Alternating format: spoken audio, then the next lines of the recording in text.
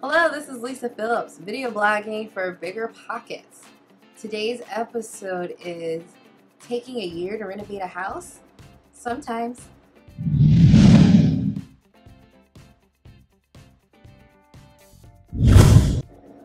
So I want to tell you the story of my second rental property. I determined that in this property that I purchased for $13,000 in the middle of Baltimore, that I was going to do most of the work myself and that it would only take 3 months.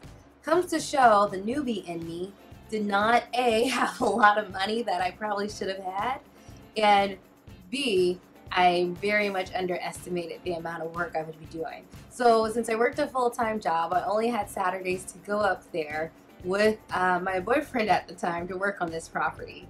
And because I wanted to save money, anytime they gave me a quote of $2,000 or up on anything, unless it was a furnace replacement, I would do it myself. So that just took time. And sometimes that took time for me to research YouTube, which is an excellent tool for learning do-it-yourself items on how to fix a water heater or how to paint or how to do just about everything in that house, and that took time. And then we'd get up there and we'd have to take time to learn new tools, and we'd have to learn new procedures. And, we bought this, this nice little paint sprayer. It was a Magnum paint sprayer from like Home Depot or Lowe's, and we took it, but it took us 4 hours to learn how to use the paint sprayer.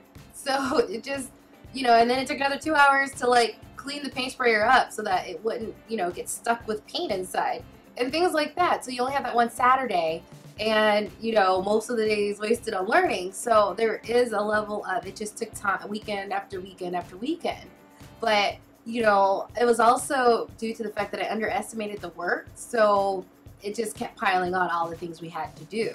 So I thought it'd be a lot easier to remove the carpet and to prepare the walls, and that all this things can be done in one day. Well, the newbie in me didn't realize that those things take time, and it's over days. And if you only have Saturdays, that's over weeks.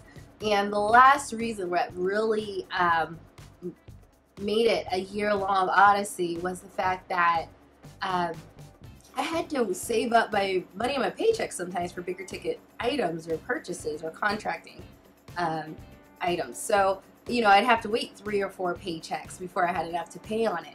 And I wanted to give you the story just so you know that even in worst case scenario, at the end of the day, you still have an excellent property. Like, you just have to not give up, don't let failure be an option, and have a vision. So I could have ended it 3 months early if I didn't finish the basement, but my vision was for the whole upper story to be completely renovated and the downstairs, and I was not going to compromise on that. So yeah, it took an extra 3 months, but I'm so excited and glad that I did it. And the reason I was able to do it over so long is because I did it at a price range that was really affordable. It gave me wiggle room, and that's why I chose that price point. But it just goes to show that even worst case, a year, you still at the end of the day have that beautiful property that you either rent or you flip. So when things don't go as planned, it's okay. We've all been there. My boyfriend thought he was going to come up for 2 months and help me out, and it turned into a year. So these things just happen, but at the end of the day, you can still smile, and you might have a cash cow, and then you can go and do one more other property. So this is Lisa Phillips sharing with you my year-long odyssey of renovating up one of my second property that I was my rental investment property, and how even though that's the worst case scenario, you can still come out okay. So thank you so much for tuning in from Bigger Pockets.